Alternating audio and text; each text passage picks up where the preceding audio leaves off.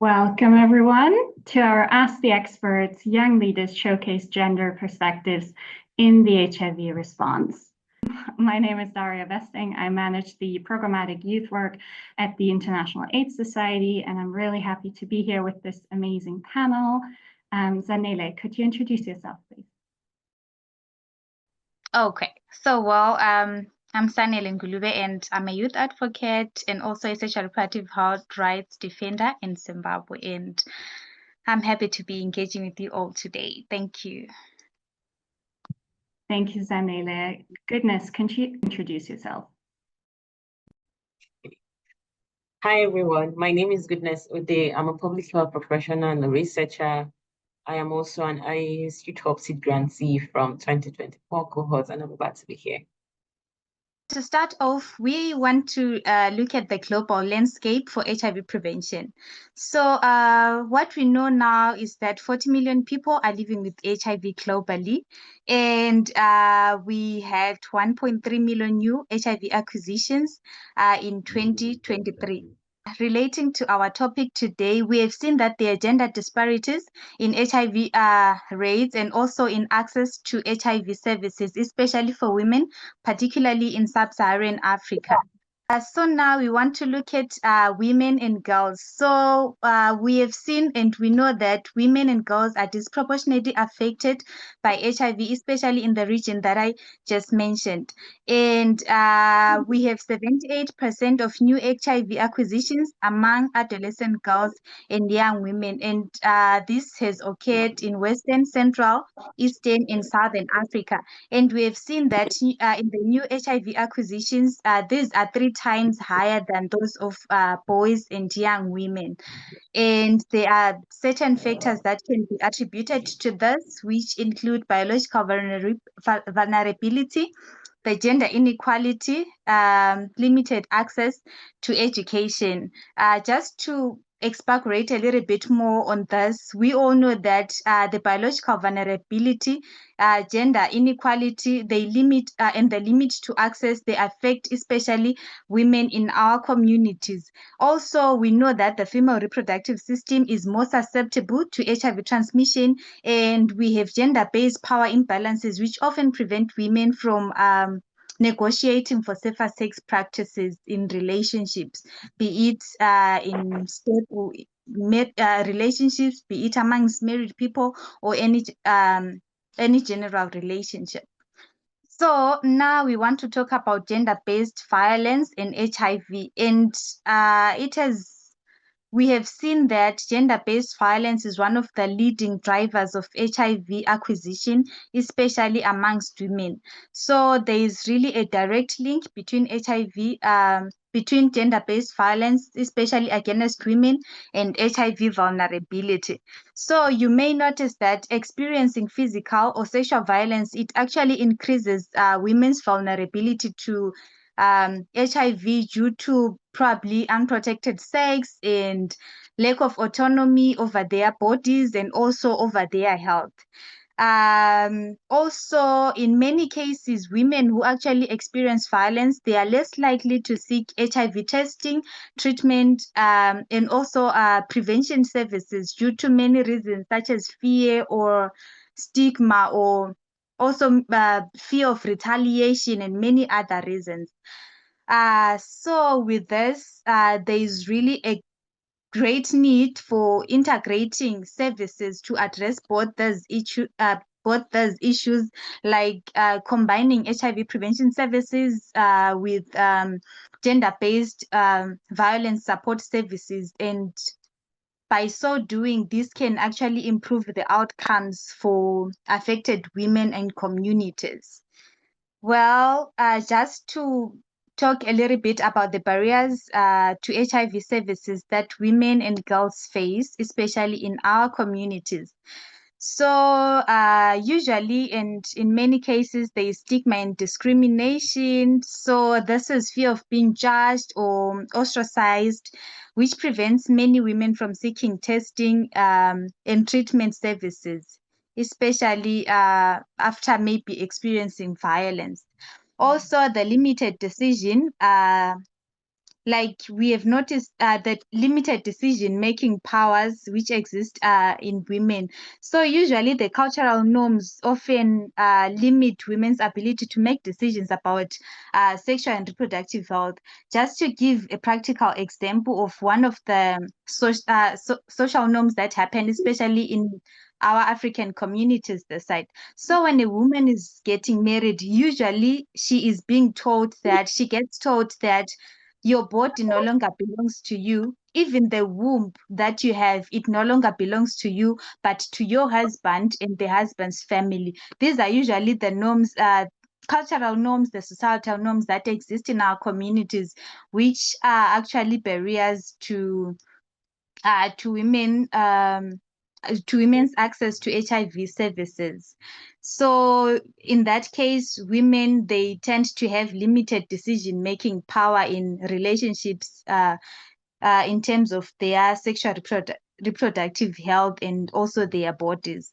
Also, the economic dependency. Many times women get to be financially reliant on their male partners, and this actually makes it difficult for women and girls to make decisions or to access healthcare services independently. They are now dependent on their male partners. So because they are their financial they rely on them financially, so they get to lose their power to make any decision, be it to do with access to healthcare services or any other services. And also the lack of gender sensitive healthcare. So many health facilities, they kind of fail to address the unique needs of women and girls. So such as family planning integration and respectful maternal care. So because of this, you find that it kind of limits women's access to services because there is no integration of services, talking about all the services that women, the unique services that women need, which is a gap and also a barrier. Well, in everything that we do, in the efforts that we may do to respond to HIV, without men's engagement, sometimes our efforts can be futile because we coexist with men in the communities, and there is so much intersectionality between women's vulnerability to HIV acquisition and the existence with men in the communities. So it is important that we involve men in HIV prevention services.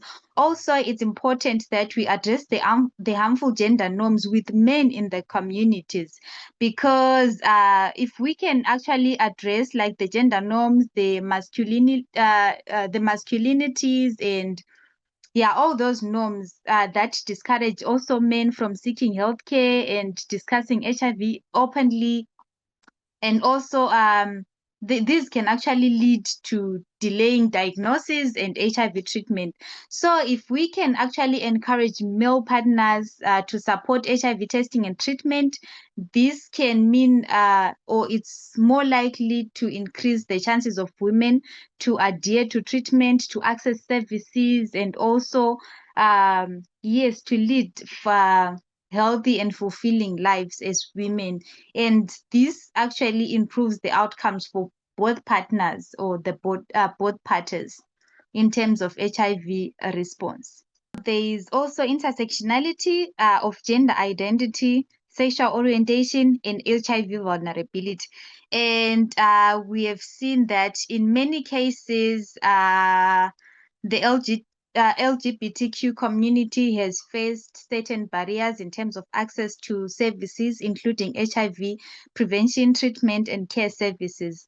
Therefore, there is a need for inclusive and also non-discriminatory services, and also creating safe spaces and safe policies that actually affirm the LGBTQ plus community or identities. And this can actually improve the health outcomes and also reduce new infections. One of the most important aspects in HIV response is the engagement of youth in the HIV response activities, programs, and initiatives.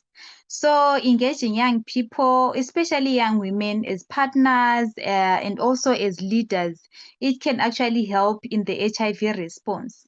So there are youth-led initiatives and peer education programs. I'm so happy that I have seen quite a number of those, especially here in my country, in Zimbabwe. There are kind of a number of programs that are youth-led, that also target young people, that are youth focused. Maybe if I can give an example, we have many programs that provide comprehensive sexuality education, the social behavior change communication program, such as the sister to sister program, the brother to brother program, and the many other programs that are happening, which are youth led and also youth focused, which is kind of which are great strides in HIV response, especially in nowadays. So it is also important that we need to build capacity of young people for youth advocacy and for HIV policy advocacy, and also empowering young people with knowledge, leadership skills, which can ensure sustainability and impactful HIV responses. So the lovely picture that you all are seeing here, these are the young leaders who participated in the AIDS 2024 conference last year. They are just a powerhouse and they are making great strides, making great efforts in their respective countries, and they are leading the many HIV initiatives, which is something that we value, and personally I value the most. So young people are really investing in young people is just like investing for the future. So we believe in young people. We believe they have the ambition, they have the power, they are capable of leading and also making great change in the HIV response. Just as a call to action, so there is a need to integrate gender perspectives into all HIV programs and policies, especially for the most affected populations or vulnerable groups such as adolescent girls and young women and other vulnerable populations. Also, there is kind of a need to increase funding for women-centered HIV initiatives.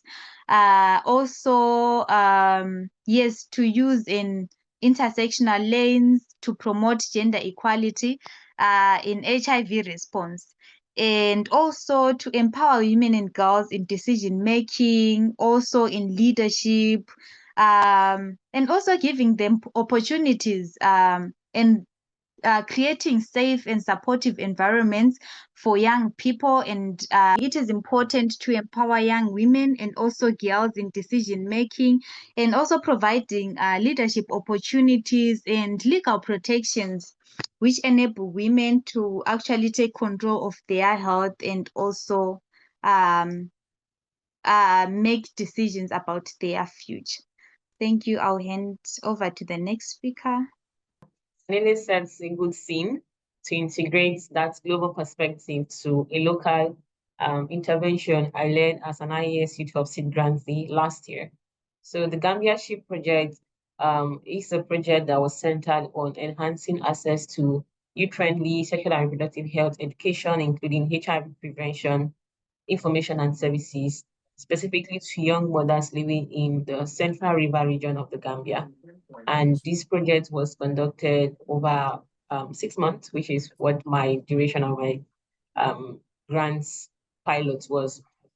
Through the project, we're able to reach 100 young mothers with SRHR education and HIV prevention education through workshops. And this was done across 15 communities. And conducting those HIV education sessions was critical to bridging that gap. But in addition to that, we wanted to utilize a holistic and system strengthening approach. So we conducted community dialogues with the key stakeholders and very key people who are directly or indirectly impacting the health of young mothers. And this includes community stakeholders, the men, the women, the parents of these young mothers, their husbands, and the youth. So we're able to engage over 600 community leaders and stakeholders, including Pet Companion in this. And to go further, we thought that it would be key that when we link these young mothers to the health services available in their community, specifically the primary healthcare center or community clinics, these healthcare workers need to have the skill to provide quality, safe, confidential, and non-discriminatory youth-friendly services and HIV services. So we were able to conduct training for 24 health workers, community health workers specifically in that region, to support their skill set to deliver these services accordingly. What we observed and what I learned from this project is that given that the center of this programming was young mothers, it's critical to understand that there are various dynamics that adds up to their health outcomes or limited HIV education, HIV information, or services, including SRHR. And this stems from the fact that many of these young mothers are not educated. Some of them have not gotten any form of education, including primary education. And it's also the connection of, their socioeconomic background and how that led them to being a young mother that is either having gotten married as a teenager and underage. You saw that our age started from 15 years old. Every young mother in my workshops were older than me, and many of them were below 18 years old. So it is the social ecological dynamics to the determinants of their health outcomes and how that impacts them, and how that they also lack agency because most of them, the marital relationships they are in, it's a case where the husbands are older than them. He has more sexual experience than them. He could also have more sexual partners, and they're not able to negotiate for safe sex, HIV prevention, or management, as the case may be. So we saw this at play, and how that means that these young mothers lack agency and awareness and are not able to negotiate for better health outcomes for themselves. In addition, this culminates to some gender power dynamics we saw. Now, during the community dialogues, we realized that the the engagement, which was to understand what the context of the local communities are. Now, these are rural communities. The men, in many ways, were more like overshadowing the conversation, and in some communities, the women did not have that strong voice to lend their voice to the conversation. So we saw how that many communities, women do not have a voice or a strong voice, or that they would be more comfortable talking amongst themselves. But given that it's a dialogue for both parties to hear each other, to understand what the challenges are, what the barriers, how you are affecting my health, and seek a solution collectively, we did see that power dynamics at play. And I had mentioned the polygamy rule, where many of these men have multiple sexual partners, wives, and do not take responsibility for protecting themselves or their partners, and the women cannot negotiate for that accordingly. There's also structural barriers that increases their vulnerability, given that many of this setting is a very religious setting where women are not allowed to speak up, and even the conversation on, say, family planning is being looked down on, with the expectation that women are expected to have babies. And we also saw infrastructural barriers like long distance, the health facility not having adequate health commodities to be able to deliver the health needs. All of this culminates to the increased vulnerability of these young mothers and how that they have to navigate this. Now, this is gendered in the sense that the perspective of a young man in that community trying to access his SRHR needs or HIV prevention needs would be different from a young woman, and not just a young woman, but a young mother. What is some of my key reflection in the thick of the project implementation in these communities? I did feel this strong sense of emotions, thinking through how that many of these girls have never heard some of the conversations we had around puberty, menstrual hygiene management, maternal health, HIV prevention, consent, gender-based violence, and what that means of the project and what difference it would make. So I was emotional in that way. I experienced some existential crisis to say, questioning myself to see, is the workshops providing this information and referral support to these young mothers enough to uplift them to achieve the long-term goal of them having more agency, of being able to pursue their dreams and not being limited by inadequate access to SRHR and HIV prevention? What does this mean for them in the long run? And also struggling with some dilemma of short-term solutions with the projects it's offering, and also thinking sustainability. But with all of this, I found strength understanding that there's a need to take it one step at a time. And a good step in the right direction is going to these communities, engaging these young mothers, providing this SRHI education, strengthening some gaps in the health system through trainings, having that community dialogue and getting commitment. And it was very heartwarming when one of the young mothers reached out to me and said, I would love, like, she asked me my name and I'm like, I'm Goodness. So she was like, her next baby, if it's a girl, she's going to name her baby Goodness because she would like her daughter to pursue her education, to have more agency, to be able to not be like her and be limited in that way. So that was somewhat humbling and encouraging in some way. And hopefully it makes a difference. Hopefully it makes a difference in the long term. And we are currently putting sustainability measures that the project continues even beyond the lifespan of my grant funding. In addition to those, these are some of the key lessons learned and recommendations that is applicable to many settings. Now, this project was carried out in the Gambia, but then this is some issue that I have seen with my work in Nigeria, working with communities on SRHR promotion, multi-stakeholders engagement, and it's applicable in many low and middle income settings, and the global landscape of the gendered impact of HIV response and sexual and reproductive health. So there is a key need to always look at things from the lens of gender. There is no context that is just as it is. It is always nuanced. How does this impact women? How does this impact men? How does it impact people across the different gender identities? When we integrate gender analysis and gender mainstreaming, we are better able to contextualize the solution to meet people where they are, where they feel it will be most useful for them. And this involves a lot of listening as well. In addition, we also learned that peer networks and support goes a long way. Now, within the young mothers, we're able to provide them with this education, empower them in that way. But we also encourage them that as they have gotten this information, we are hoping that they become champions and trailblazers in their community, where they work within their peers and continue to share what they have learned, engage with the health care center and even the organization I'm partnered with. So that peer network makes a huge difference, and community-based advocacy as well. Additionally, community leadership and community-centered approach is key. Where you look at these issues from the perspective of, oh, just a young mother, there's a community of people around her. So strengthening community leadership and utilizing the approach where the communities can be able to understand better this issue and center their solution goes a long way. And it is not just enough to identify those gaps, the gender nuances.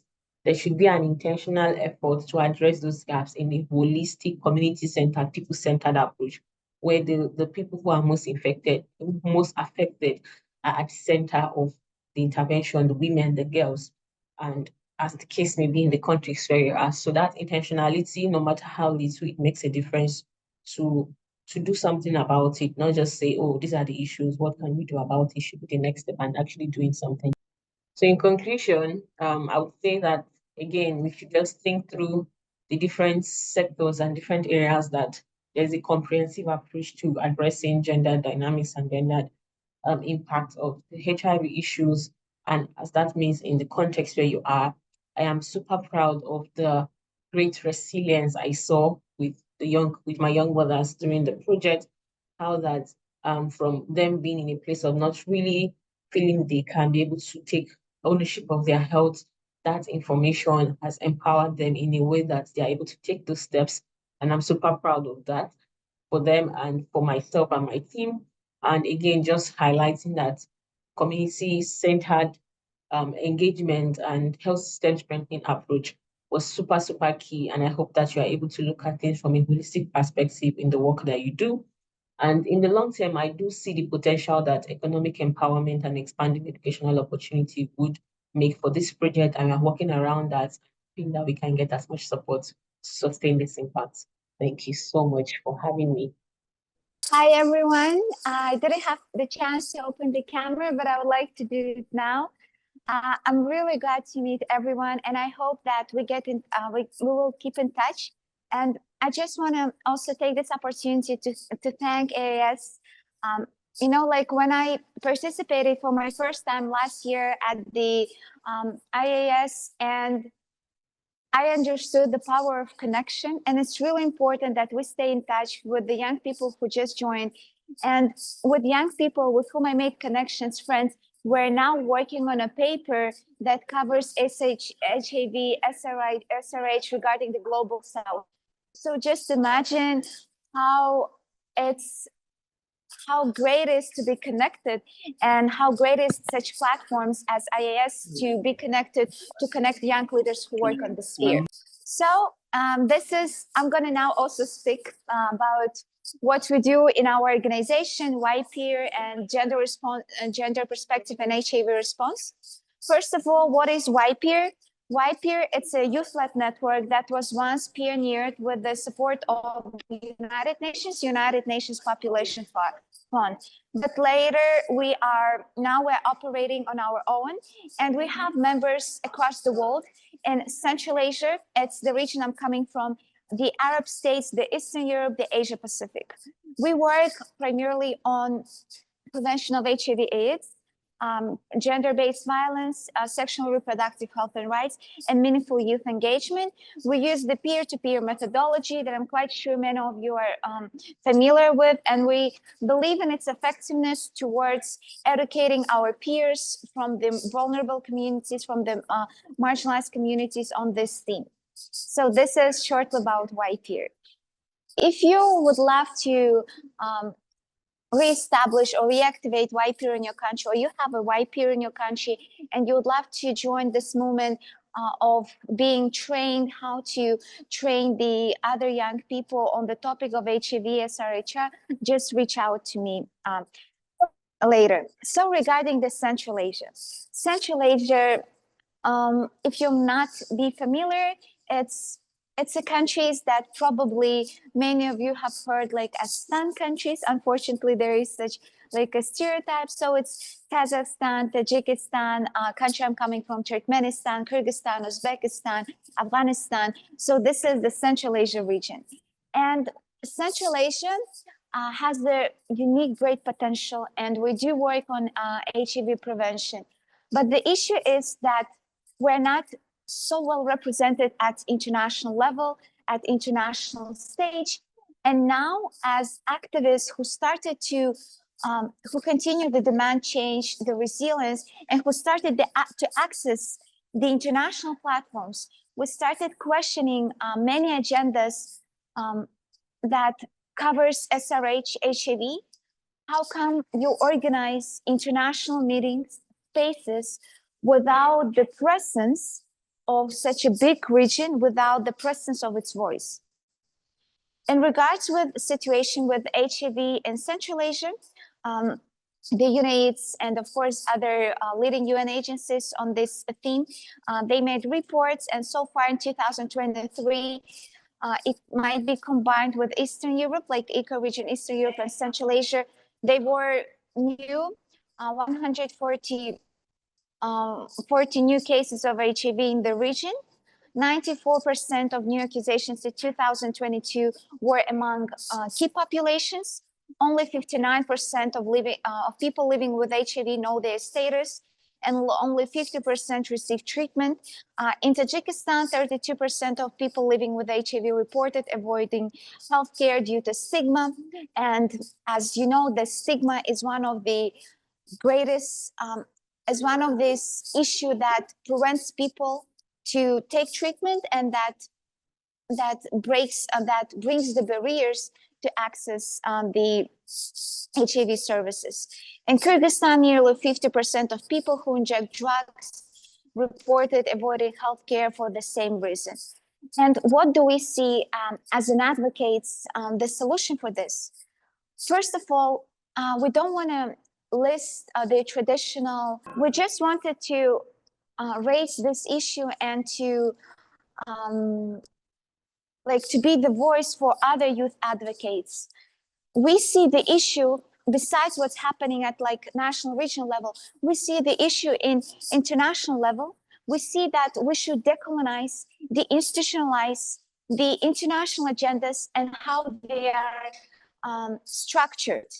Since there are many funds, not many, but there are funds for the key population. There are many organizations who are targeting the key population. But what we are advocating for, that key populations, those who were subjected to violence or like vulnerable communities, they should not be perceived as victims. Rather, they should be perceived, as equal partners. And this is what we're advocating for. The Yankee population is not only the beneficiaries, the Yankee population, the key population, the vulnerable communities should be the one who should decide where the funding goes, how does the funding should go, how the funding should proceed. And like the people who live with HIV and the grassroots organization, we usually see these cases that they work as support phone calls in their countries, in their regions.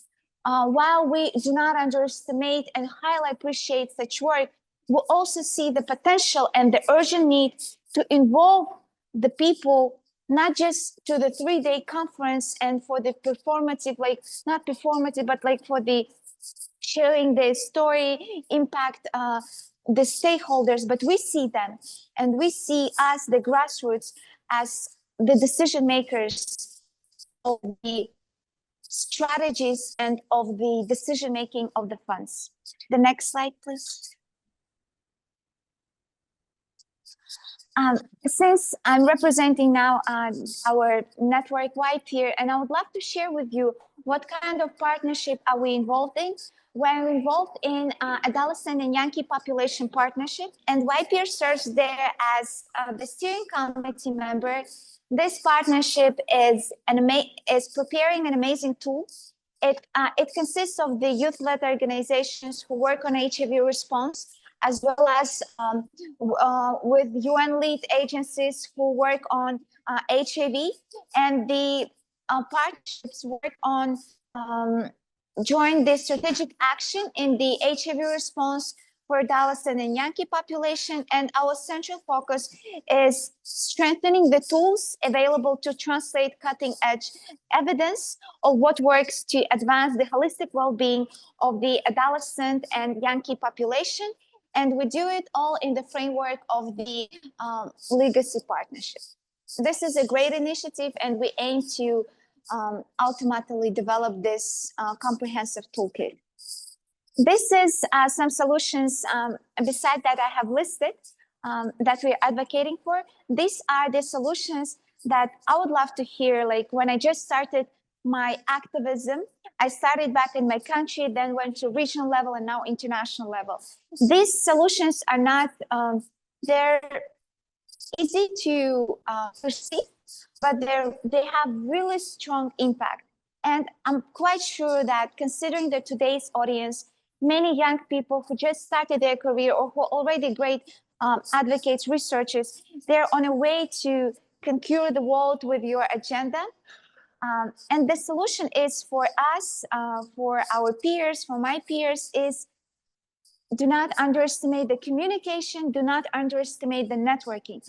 As I just shared, just communication in one of the global village, I think it was an airport, with just a girl who also I understood is going to the AIDS conference, and we became friends. Now we're making like an advocacy paper on HIV SRH. We just made a friendship in the airport towards our way to the global village. So it's really important always to appreciate with whom you talk, be open, and do your best in this communication networking.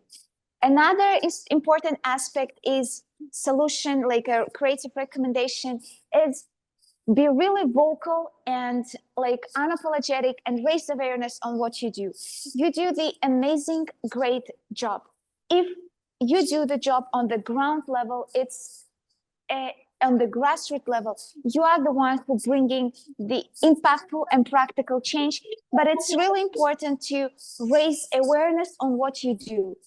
Sometimes people don't know, organizations don't know, they don't they don't know that there is a great initiative is going on in your country.